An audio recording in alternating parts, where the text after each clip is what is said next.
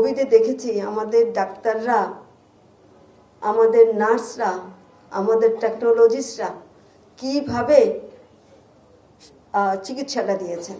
কাউকে দেশের বাইরে যেতে হয় নাই, সবাই এখানেই চিকিৎসাটা পেয়েছেন। এই মহা দুর্যোগগুলি যদি ওনারা সামাল দিতে পারেন, তাহলে বাকি দুর্যোগও ওনারা সামাল দিতে পারবেন। 2-3 দিনে কোনো ট্রেনিং হয় না, আসলেও তো কথাটা ঠিক। 3 দিনের জন্য আমি যাই, কি ট্রেনিংটা নিব? সেটা সেমিনার হতে পারে, সিম্পোজিয়াম হতে পারে, কিন্তু ট্রেনিংয়ের মনে সময়টা আর একটু বেশি হওয়া উচিত। আমরা যখন পাঠাই আমাদেরও একটু ট্রেনিংয়ে গেলাম শুনে চলে আসলাম এরকম তো না, হাতে কলমে যাতে আমরা শিখতে পারি, বুঝতে পারি, সেই বিষয়গুলো যেন থাকে।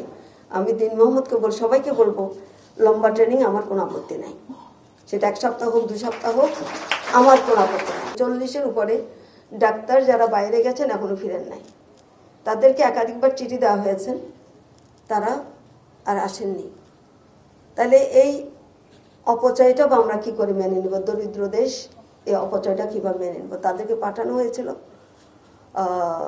কেউ নিয়ে নিয়ে গেছে, কেউ পড়াশোনার জন্য গেছে, নানানজন নানানভাবে গেছে, কিন্তু আর ওনারা আসছেন না।